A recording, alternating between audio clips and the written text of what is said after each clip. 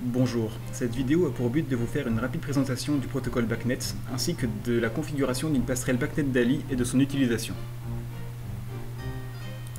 Le BACnet est un protocole de communication spécifié par ASHRAE, l'American Society of Heating, Refrigeration and Air Conditioning Engineering, qui est l'association des constructeurs et utilisateurs de chauffage, réfrigération et climatisation.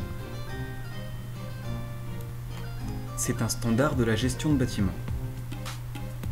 Avec le BACnet, chaque équipement du réseau est classifié dans des catégories d'objets standardisés. Chaque équipement possède aussi des propriétés, elles aussi standardisées, qui peuvent être lues ou écrites par d'autres équipements. La communication entre équipements se fait par service. Il existe différents types de services qu'un équipement peut demander à un autre, tels que l'accès aux objets, le transfert de fichiers ou encore la gestion des équipements. Il existe deux versions différentes du BACnet, le BACnet IP et le BACnet MSTP, Master Slave Token Passing. Le BACnet IP fonctionne sur le principe du serveur client. Un équipement client demande un service et un équipement serveur exécute un service. Un équipement peut être à la fois serveur et client. Le BACnet MSTP, Master Slave Token Passing, fonctionne sur le principe du maître-esclave. Les équipements font passer un token, un jeton, entre eux, et seul celui qui est en possession du jeton est maître, et est autorisé à émettre une requête. Il y a une limite de requêtes qu'un appareil peut envoyer avant de devoir faire passer le jeton. Les autres équipements sont esclaves et ne peuvent envoyer que des réponses aux requêtes.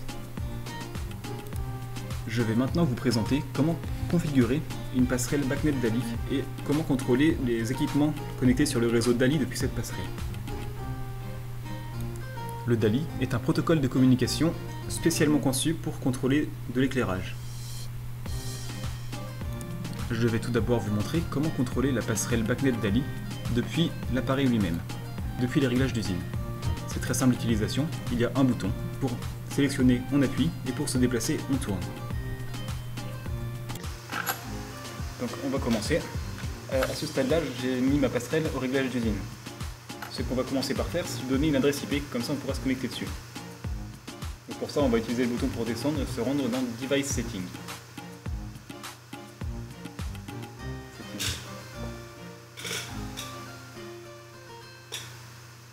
Voilà, maintenant on va dans Device Management, TCP IP Setup,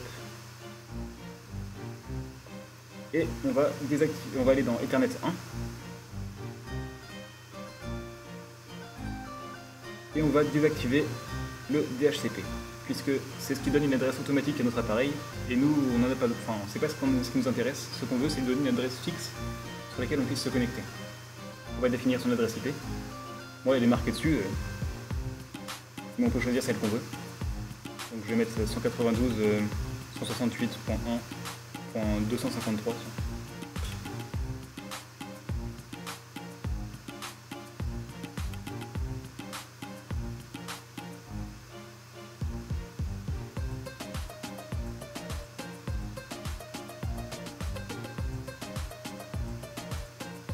Et le masque par défaut qui est 3 fois 255 puis 0. Voilà. On descend tout en bas, save and reboot, yes. Et voilà, ça redémarre. Voilà, maintenant notre passerelle a une adresse IP, on la voit affichée à l'écran. Ce qu'on va faire, c'est aller scanner le réseau maintenant. Donc on va sur DALI, on va scanner notre réseau DALI. On fait rescan, ou scan. Et voilà, là ça va scanner tous les appareils qui sont connectés à notre réseau. Donc en théorie, on devrait trouver 4 appareils, nous, puisqu'on a 3 lampes et un capteur qui sont connectés. Et c'est ce qu'on a trouvé. On a 3 fluorescentes lampes et un sensor. Ce qu'on va faire, c'est qu'on va vérifier les assignments. Il peut arriver que plusieurs lampes aient un assignment identique, ce qui ne doit pas arriver. Donc on s'arrange pour qu'elles aient toutes une adresse différente. Sur 1, lampe 0 et lampe 2. Pour le capteur, il n'y en a qu'un seul, donc on n'aura pas ce problème, mais il faut le vérifier aussi si on en a plusieurs.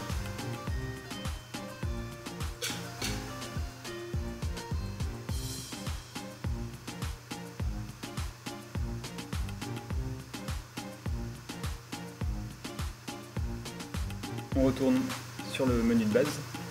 Et ce qu'on va faire maintenant, c'est on va aller voir les data points. Là-dessus, on va pouvoir voir tous nos objets. Donc, backnet, data points, channel 1. Et là, on est dans lamp actuators. C'est nos lampes. Depuis cet endroit, on peut régler la luminosité. Voilà, on peut la modifier, c'est un pourcentage.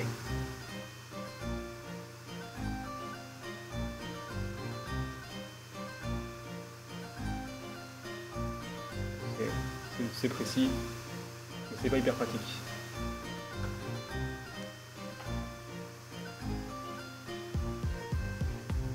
On peut aussi aller voir nos capteurs de luminosité. On voit la valeur qu'il capte. Mais bon, tout ça, on peut le faire depuis autre part aussi. Ça va être vachement plus intéressant. Donc ce qu'on va faire, c'est on va aller sur notre ordi, sur Logitech Lynx Configurator. Ça va nous permettre de faire la même chose, mais directement depuis notre ordinateur avec une interface prévue pour. C'est beaucoup plus pratique. Donc on lance le logiciel.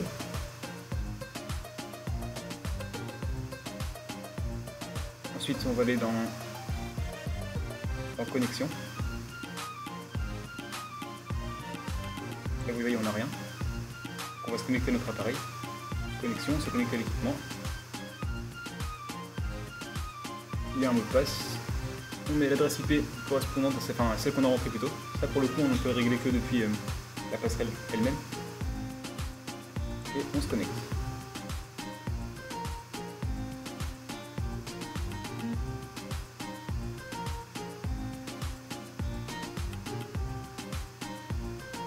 Voilà, maintenant on va scanner le canal, c'est le même principe que tout à l'heure, on va découvrir ce qui est présent sur notre réseau DALI.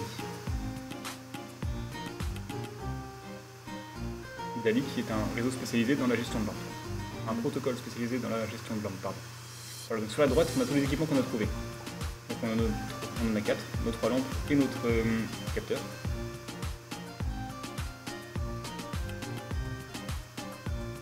Et on va faire auto-assigner. Ici c'est pour les capteurs, la première zone de l'écran, pardon c'est pour les lampes. La première zone de l'écran à gauche c'est les lampes. On va aussi auto-assigner notre capteur qui est la partie du milieu. Voilà. On leur a donc donné des adresses. On va télécharger la configuration qu'on vient de définir vers l'équipement.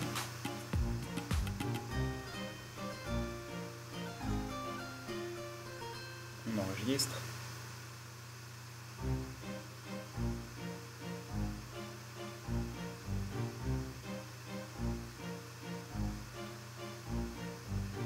On démarre.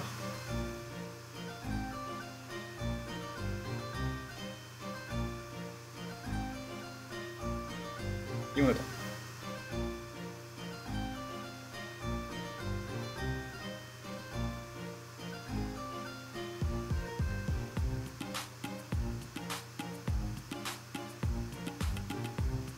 Voilà, la configuration a été téléchargée avec succès.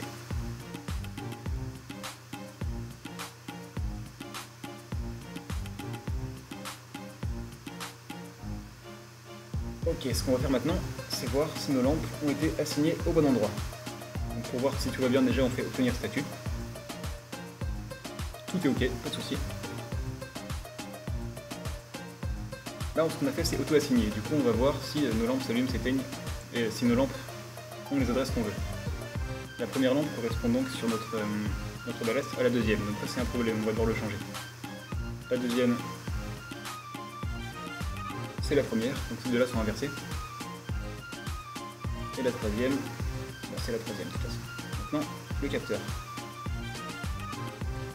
Pour le capteur, comment on peut vérifier s'il est bien assigné? Ça c'est facile, on a un wink, qui signifie un gros clin d'œil qui permet de bien clignoter.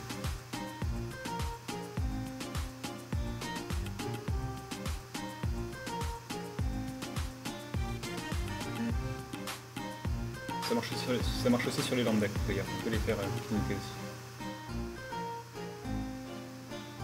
Du coup, ce qu'on va faire, c'est on va modifier nos assignements pour que les positions des lampes soient celles qu'on veut.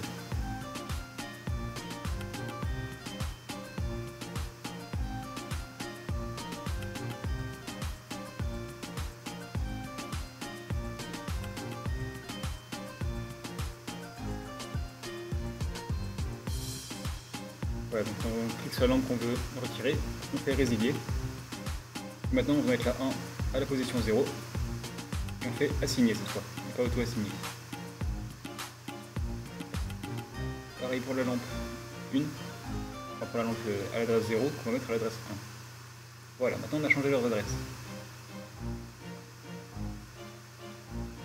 Comme vous voyez, on vient de la changer. Donc on va déjà changer le nom, tiens. On va l'appeler ballast électronique 1, BE1, ballast électronique 2, BE2, et ballast électronique 3.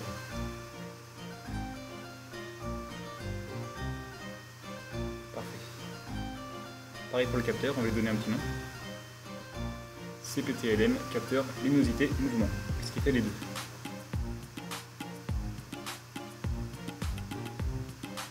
Et maintenant, on télécharge sur l'équipement.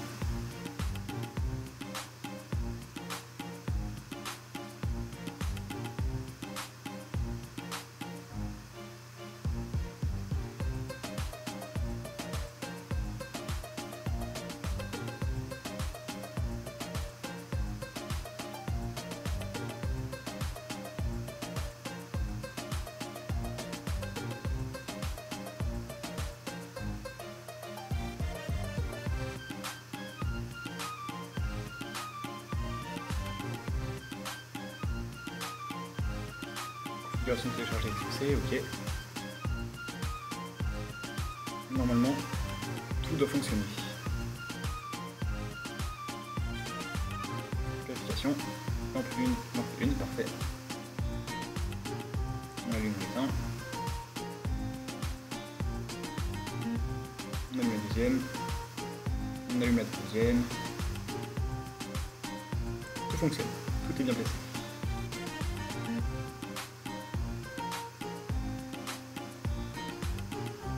Ok, on va s'intéresser maintenant aux autres onglets de ce logiciel. On va aller dans les groupes. Donc les groupes, ça nous permet de créer des groupes de lampes en fait qui vont s'activer en même temps. Si on allume le groupe, si vous voulez, ça allumera les 3 lampes, ou les 2 lampes, celles qu'on a sélectionnées. Là on va créer un groupe avec les 3 lampes.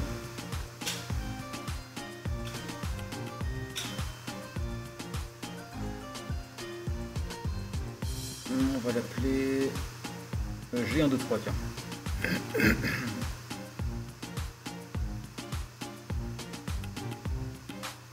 On va faire un groupe avec les 2 premières lampes. On va appeler G12. Un groupe avec les lampes 2 et la lampe 3. On va appeler G23. Et un groupe avec la première et la troisième.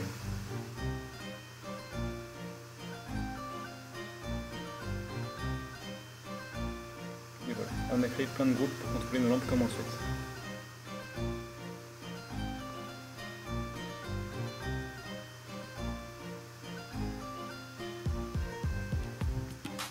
On va maintenant sur l'onglet paramètres d'avis. Ici, on a les paramètres de tout en fait, si vous voulez. Là, on a les paramètres de nos lampes. On peut régler la valeur maximum, la valeur minimum, on peut régler énormément de choses.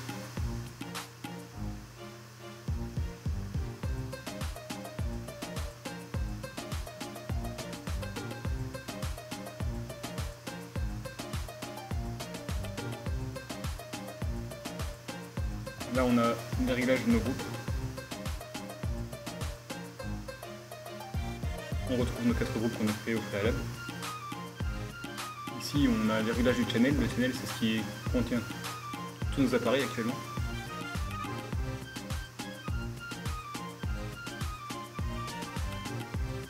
Ici, des capteurs de lumière. Depuis cet endroit, on peut d'ailleurs les calibrer. Voilà, calibrer. Parce que pour ça, il faut un luxmètre.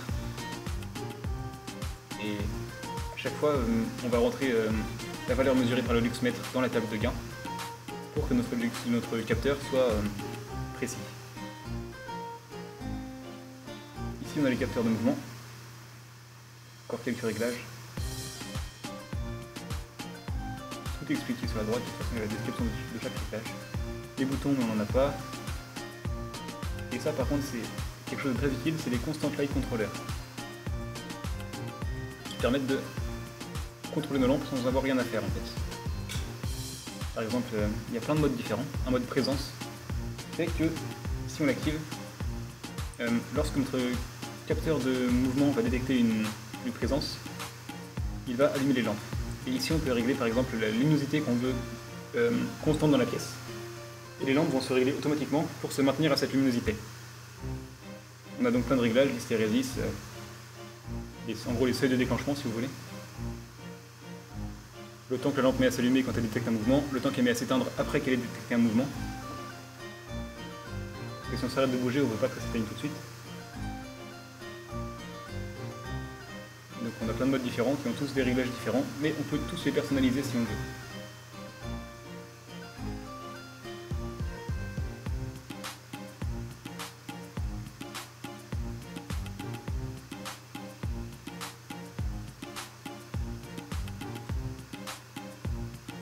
En bas, on va définir quelle lampe et quel capteur on attache à ce constant line controller. Par exemple ici je vais y attacher le capteur de luminosité 1 et le groupe 1, 2, 3. Et le capteur de mouvement, le seul qu'on a en fait, le 1. On peut aussi mettre une deuxième bande de lumière, on peut en ajouter autant qu'on veut. Et le contrôleur proche pour qu'il s'ajuste entre eux. Celui qui contrôle les lumières d'à côté si vous voulez.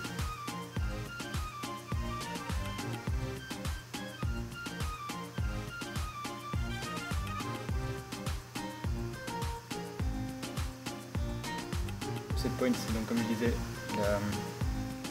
la valeur à laquelle on veut maintenir la luminosité en avant plein de réglages. Tout est expliqué à droite de la description.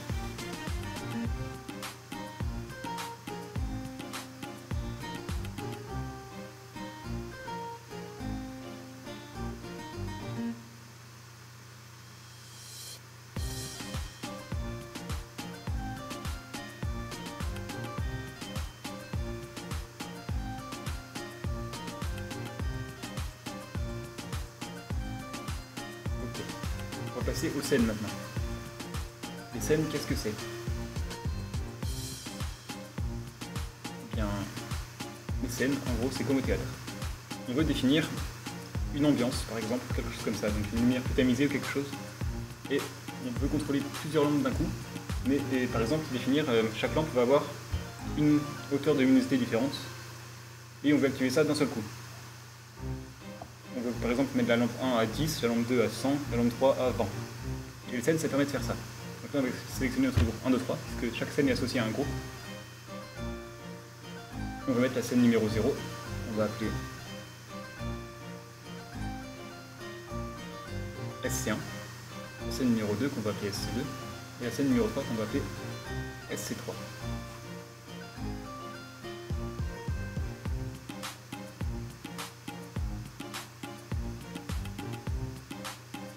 On va mettre la lampe 1 à 0,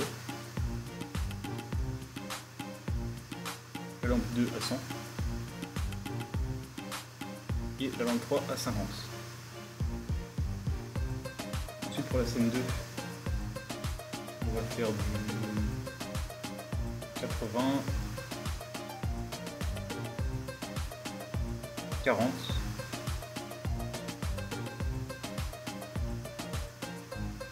et du 20.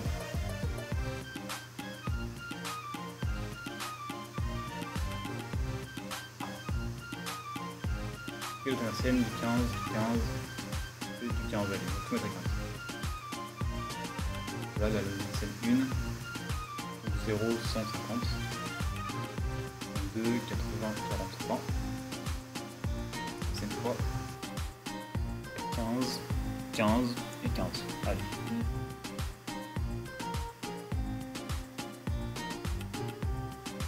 On va tester tout ça. Donc, scène 1. Pas de soucis. Scène 2. Pas de soucis. Alors en gros, à quoi ça sert? Imaginez qu'on ait une alarme incendie dans un immeuble. Avec ça, ce qu'on va faire, c'est qu'on va baisser légèrement la luminosité dans toutes les pièces et éclairer beaucoup plus fort la luminosité du couloir qui mène à la sortie. Ça permet d'indiquer le chemin de manière claire pour tout le monde. en allumant uniquement plus fort le chemin vers la sortie.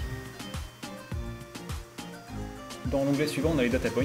Donc ici, on a encore plus de réglages, des tas de réglages. On peut régler, dans nos constantine controller par exemple, on aura des manières de le régler de manière encore plus précise. On pourra modifier des paramètres tels que